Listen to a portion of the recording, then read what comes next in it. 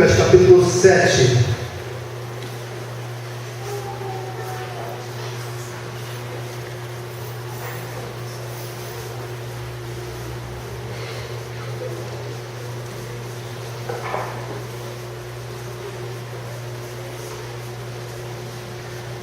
Lucas capítulo 7, a partir do versículo 36.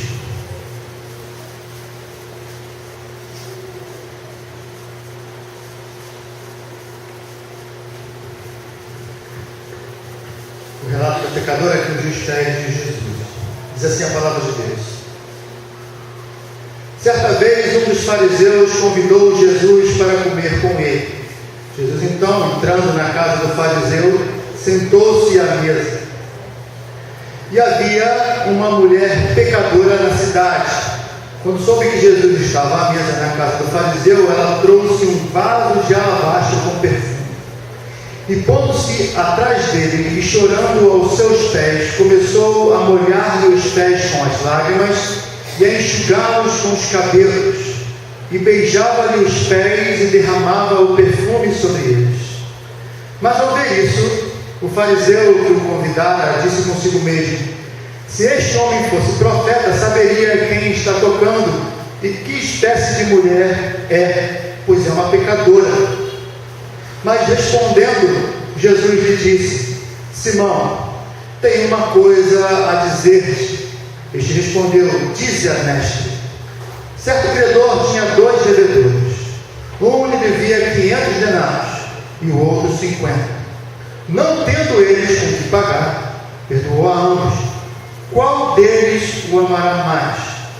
Simão respondeu: suponho que seja aquele a quem mais perdoou. E Jesus lhe disse: avaliaste bem. E voltando-se para a mulher, disse a Simão: vês essa mulher?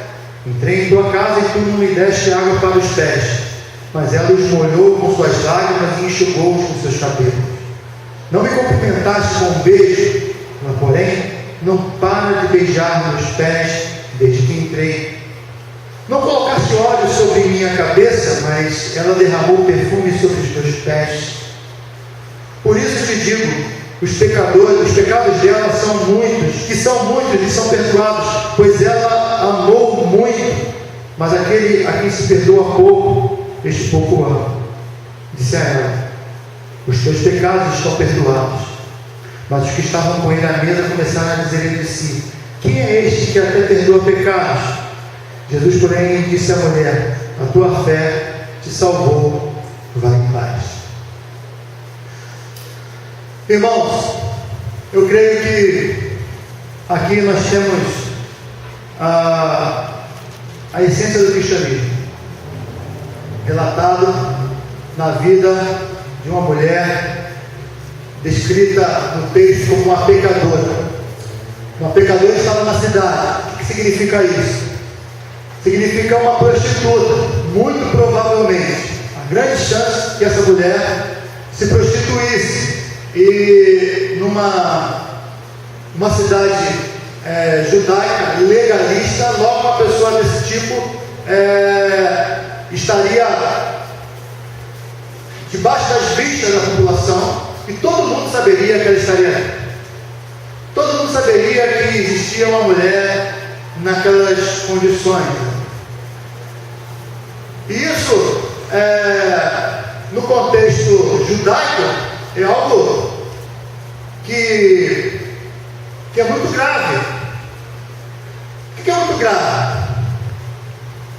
Porque o adultério, ele é punido com a pena de morte, tanto para homens quanto para mulheres. Naquela época, o adultério era punido com pena de morte, com apedrejamento. Uma prostituta, ela não seria apedrejada, porque todos já conheciam essa reputação dela. Mas quem era pego, usufruindo dos benefícios de uma prostituta, deveria ser apedrejado, porque afinal de contas é adultério. Então, não estava ali apenas uma mulher que se prostituía, mas uma mulher que colocava em risco a vida de algumas pessoas que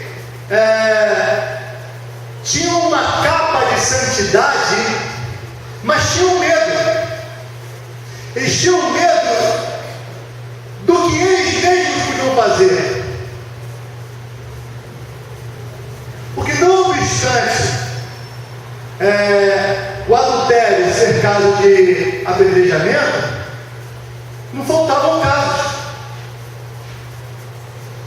Vê a questão da força do pecado, a força que a tentação exerce sobre o ser humano.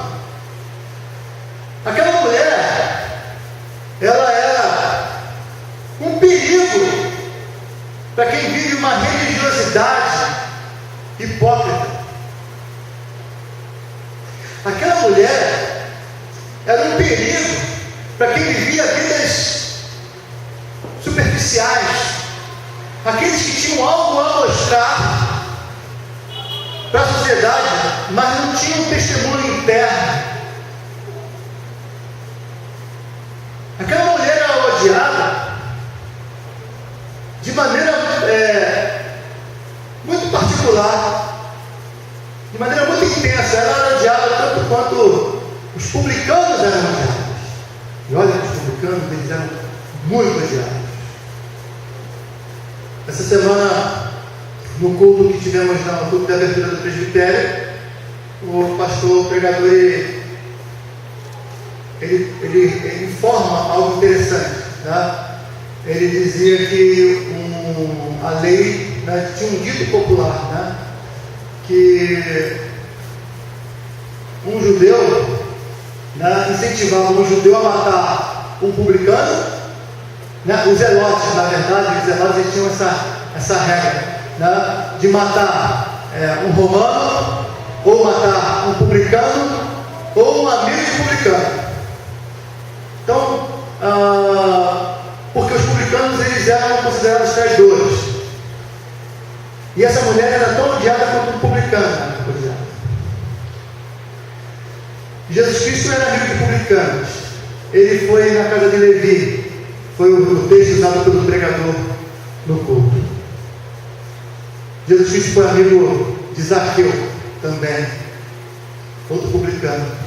E agora Jesus Cristo estava permitindo que uma mulher que era prostituta chegasse até ele,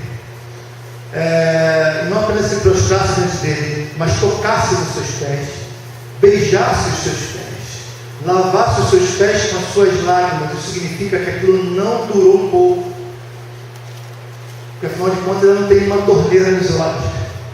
Então aquele momento se estendeu. Depois ela joga um perfume sobre os seus pés, ela unge os pés de Jesus. Já falamos aqui sobre essa questão do modo como Jesus Cristo provavelmente estava à mesa, né? O texto na versão dos irmãos ele diz que reclinou-se à mesa, né? Porque eles usavam tipo um divã, né? Semelhante esses divãs do psicólogo, né? Então eles se na outra frente se apoiavam com o braço esquerdo e usavam a mão direita para pegar o alimento. A mesa ficava assim na altura da subida, né, do divã, as pernas ficavam para trás, então as pernas ficavam expostas. É nessa oportunidade que ela veio, Jesus Cristo estava nessa posição provavelmente, e ela começou a lavar e ungir os pés de Jesus, porque os pés de Jesus estavam para trás. E ocorre todo esse relato, e o Senhor Jesus Cristo ele conta uma parábola para tentar explicar a obra dele aqui nesse mundo. E ele diz que certo credor tinha 2 devedores, um devia 500 denários e outro 50.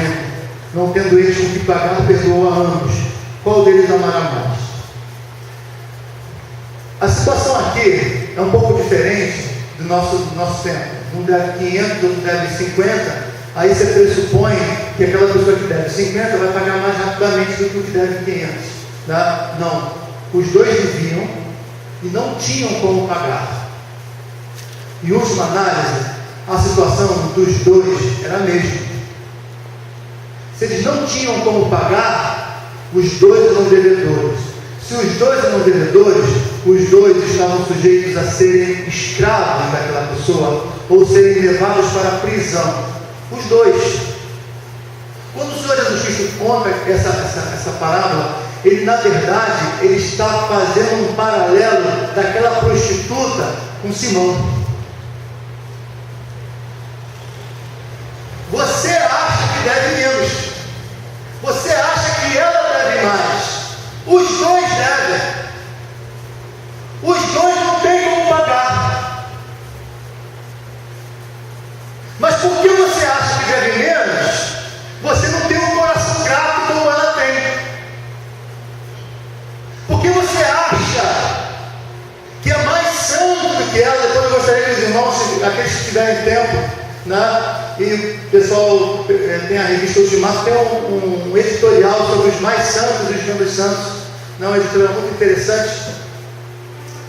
E depois, se os irmãos quiserem ler, né, a gente vai tentar disponibilizar para os irmãos, mas um texto muito interessante sobre os mais santos e os menos santos. Eles eram aqueles que se consideravam os mais santos. Os mais santos, os mais perfeitos. Aliás, fariseu significa separados. Eles achavam que deviam menos. O Senhor Jesus Cristo está dizendo na parábola o seguinte: não importa, os dois devem, os dois não têm como pagar. Você deveria ter agido como ela, mais ainda, porque você é o dono da casa, você tinha a obrigação de me receber, você tinha a obrigação de me receber com ósculo, você tinha a obrigação de providenciar que os meus pés fossem lavados. Isso era um costume judaico. Você não cumpriu aquilo que era o óbvio. Todavia, essa mulher lavou os meus pés, ungiu com óleo. Essa mulher não para de beijar os meus pés. Quando o Senhor Jesus faz essa comparação, ele está dizendo o seguinte: os dois estão na mesma situação. E aí ele me reporta ao texto em que o Senhor Jesus Cristo se remete aos fariseus, dizendo que publicanos e prostitutas, quer dizer, as pessoas mais odiadas naquela época, vos antecedem no reino de Deus. Pessoas como aquela mulher estão indo para o céu, enquanto vocês que se consideram santos estão a capaços largos para o inferno. Porque a questão toda não é a capacidade de pagar pelas suas dívidas, porque você não tem a capacidade de pagar as suas dívidas. Não importa se você deve muito ou se você deve pouco, você deve. Não importa se você quebrou os 10 mandamentos, se você quebrou um mandamento. Se você quebrou um mandamento, diz a palavra de Deus que quem quebra um, quebra todos. Porque afinal de contas não é uma questão de quebrar regras, não é uma questão de você chegar num lugar e você cometer uma série de erros, porque você cometeu muitos erros, você vai ser despedido. E aquele que cometeu menos erros, vamos dar mais uma chance. Não é essa a questão. A questão toda é pessoal. A questão toda é o relacionamento. Se eu quebrei um mandamento, eu ofendi ao Senhor do mandamento. A questão não é de performance cristã, a questão é de amor. Esse é o ponto. E aí é a essência do cristianismo. Dr. Martin Lloyd-Jones, ele vai dizer que o cristianismo ele é de fato aquilo que as pessoas chamam de religião do coração, porque é a religião do coração, entendendo religião no seu sentido mais etimológico, não no sentido que nós muitas vezes temos hoje, que no certo sentido o cristianismo não é religião, né? Ele não é religião porque religião envolve cumprimento de regras e cumprimento de cerimônias, enquanto que o cristianismo é relacionamento.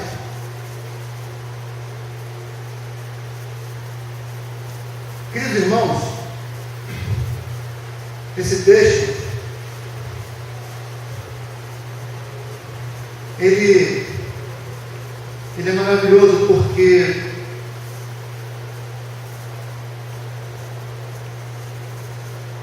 o Senhor Jesus Cristo, para desespero daqueles fariseus, ele olha para uma mulher daquela e simplesmente a perdoa. Ele não manda, vai lá, o seu pecado foi muito, vai lá, reza 20 Ave Maria, 10 Padre Nosso, sobe à igreja da Penha de joelhos porque o seu pecado é muito.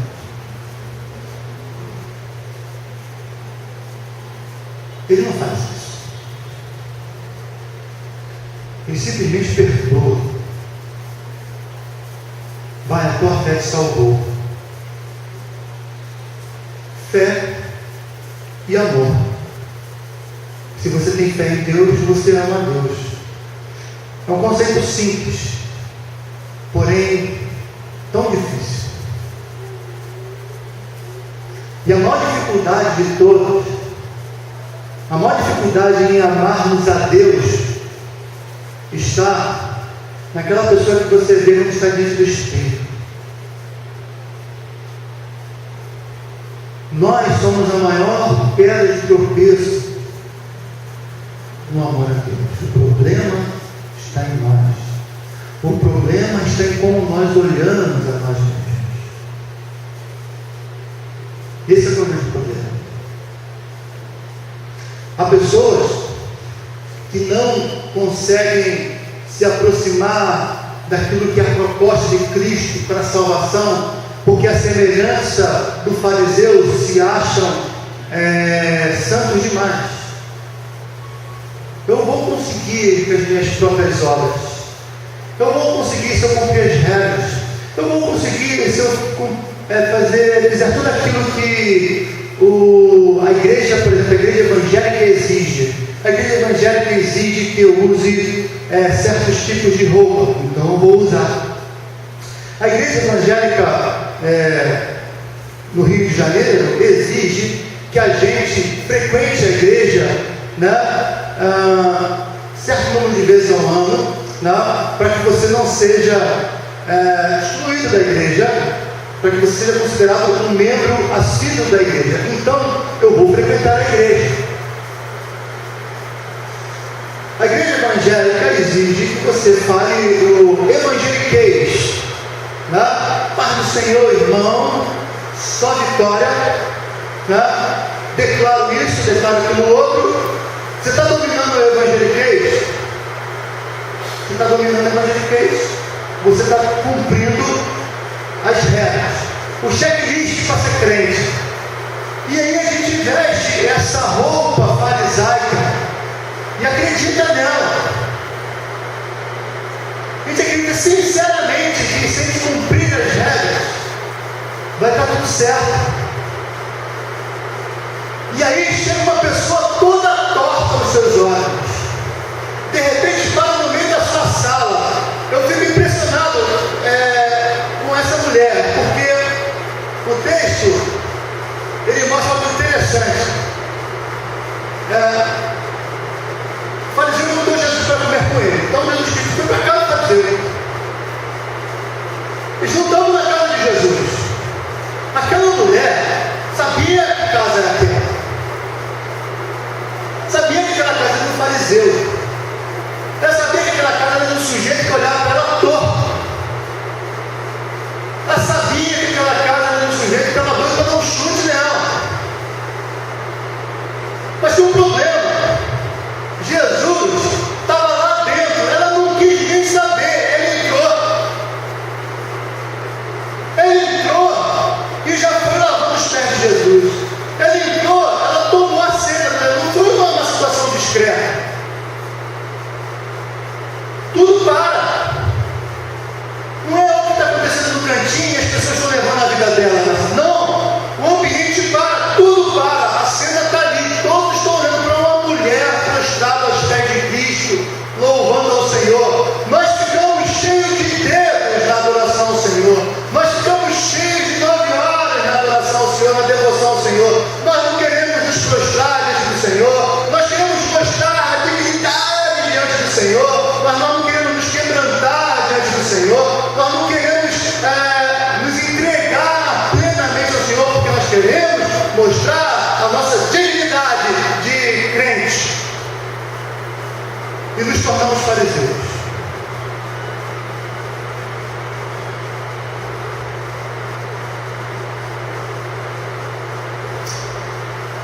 Conversava com o pastor e a gente estava fazendo uma avaliação a respeito de certas coisas, a respeito de como é que a própria liderança da igreja às vezes pode se comportar de maneira muito farisaica.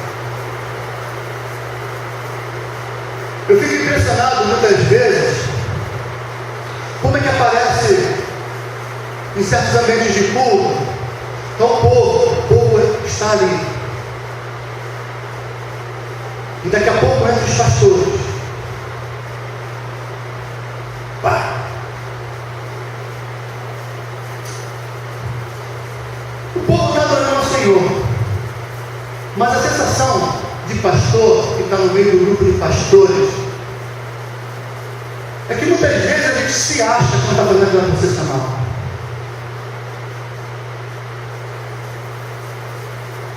A gente esquece o símbolo. A gente esquece que a processional simboliza alguém que entra pelas portas das ovelhas, que as ovelhas confiam naquelas pessoas porque pregam a palavra. A gente não sabe mais isso. Não sabe. A igreja que sabe que a gente repete de vez em quando. Eles não sabem isso. Por que entra? Nós gostamos disso. O culto fica bonito, o culto fica austero, o culto fica reverente, mas o culto, ele pode se tornar muito farisaico, se não souber o que está fazendo. Nós temos a capacidade muito grande de nos colocar no centro das coisas e de achar que nós estamos aqui no culto, aí o culto fica cheio de gente que não está fazendo nada.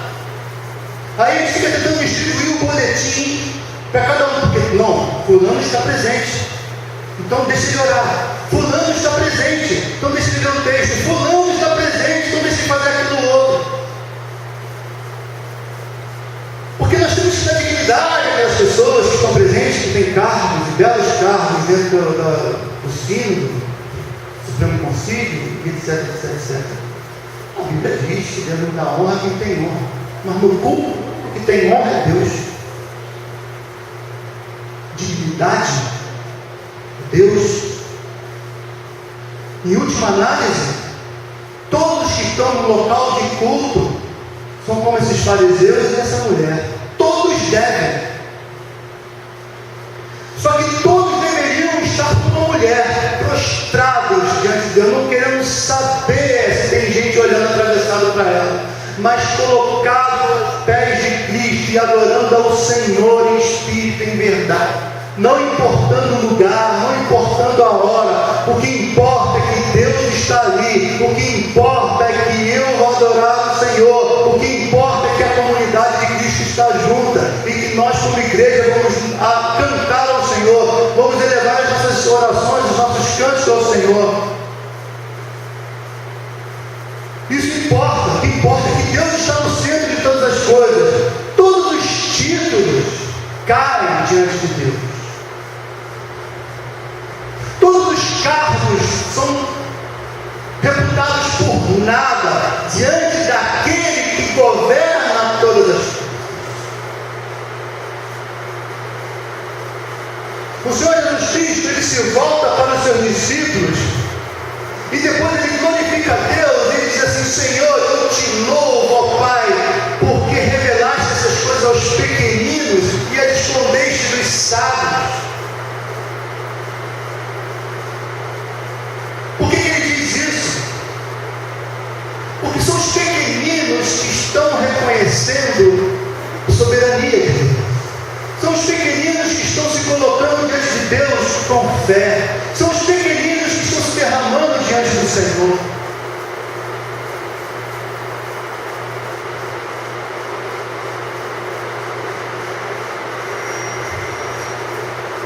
A quem muito perdoou, diz o Senhor, muito amor. Se aquele fariseu soubesse que o perdão que poderia ser dispensado a ele seria tão grande e tão profundo quanto o perdão que foi dispensado àquela mulher, que grande salvação ele alcançaria. Muitas pessoas também não conseguem se aproximar aproximar de Deus porque acham que são pecadoras demais. Sabe? Você é pecador demais. É impossível para você ser salvo se você pensar como fariseu. Mas aqueles que reconhecem que não podem nada são esses que Deus segura pela mão e resgata. Aqueles que se prostram e reconhecem que são pecadores são esses que Deus salva. É isso que acontece aqui. Reconhecimento que o cristianismo, em última análise, se resume no amor. Porque os mandamentos se resumem em 2 mandamentos: amar a Deus e amar ao próximo. Resume-se os 2 mandamentos em uma palavra só: amor. E aí, aquela questão de cumprimento de regras vai tudo por água abaixo. Sabe por quê? Porque eu venho à casa de Deus e não importa quantas vezes tem culto ao Senhor, porque eu amo ao Senhor e sempre eu vou fazer o maior esforço para estar na casa do Senhor. Porque não é questão de regras, porque Cristo me salvou quando eu era completamente incapaz de seguir qualquer regra. Cristo salvou aquela mulher quando ela estava completamente incapaz de conhecer qualquer regra, de qualquer princípio. Mas ela descobriu a primeira e a principal regra: o amor.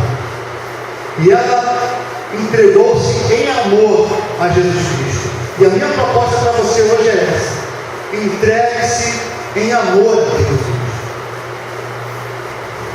Entregue o seu coração. É isso que a gente quer dizer, que há décadas, até séculos, as pessoas querem dizer: entregue o seu coração a Jesus. Muitas vezes, entregue o seu coração a Jesus. O que significa isso? É exatamente isso. Entregar. Quando você entrega o seu coração a alguém, significa que você passou a amar aquela pessoa. Você entregou o seu coração ao seu noivo e você vai casar com ele, sua noiva. Você entregou o seu coração àquela pessoa porque você ama aquela pessoa. Entregar o coração é isso, é amar. É um mandamento? É. Mas não dá para se cumprir como se fosse uma regra. Por isso que é um amor impossível. Sabe por quê? Porque normalmente você só consegue responder com amor quando você é amado. E regras não respondem com amor. Mas Deus responde com amor. Aliás, Deus age com amor para que nós respondamos com amor. Por isso sim é possível você amar a Deus, se você tomar conhecimento hoje de que Ele te ama intensamente, a ponto de enviar o seu Filho Jesus Cristo para morrer na cruz em seu lugar. Talvez você, na igreja há muito tempo, esqueceu esse primeiro amor, esqueceu essa primeira paixão. É hora de renovar essa chama. É hora de entregar plenamente, se consagrar a Deus. É hora de voltar para a casa do Pai, mesmo estando dentro dela. Aquele filho mais velho, na parábola do filho pródigo, estava junto com o pai, estava dentro da casa do pai, mas não amava o pai. É hora de você começar a amar a Deus. É hora de você começar a entregar de fato o seu coração ao Senhor. Que Deus assim nos abençoe. Que Deus aplique a sua palavra ao seu coração. Não pense que você é santo demais, porque ninguém é. Não pense também que você é pecador demais a ponto de não ser capaz de ser salvo. Não importa o tamanho do seu pecado, o amor de Deus ele é maior. Ele é mais forte. Entregue a sua vida ao Senhor. Confia nele e o mais ele fará. Amém? Senhor Deus e Pai, nós te louvamos e te agradecemos por tua bondade, amor e misericórdia. Porque o teu Santo Filho Jesus Cristo nos ensina, Senhor, que o amor é o centro de todas as coisas. O amor ao teu Santo Filho, o amor à obra que ele fez em nosso lugar, o amor a ti, ó Pai, o amor que nos é colocado no coração pelo teu Espírito. Ó Deus, nós te louvamos, Senhor. Acende, Senhor, essa chama, Senhor, em nossos corações. Fortalece, Senhor, essa chama, Senhor, que muitas vezes tem diminuído, Senhor, tem esfriado. Ó Deus, aqueles que ainda não entregaram suas vidas a Jesus, Senhor, que eles descubram esse amor intenso, como aquela mulher que era pecadora, Senhor, mas foi perdoada. Ó Deus, que nós saibamos, Senhor, que ninguém é capaz pela própria conta de se salvar. Mas, Pai, que compreenda, Senhor, que a salvação está, Senhor, proposta pela doação do Filho Jesus Cristo para todos aqueles que amam intensamente, porque reconhecem que foram perdoados os seus muitos pecados. Ó Deus, pedimos que esteja conosco. Pedimos que nos abençoe. Nós estamos em nome de Jesus. Amém.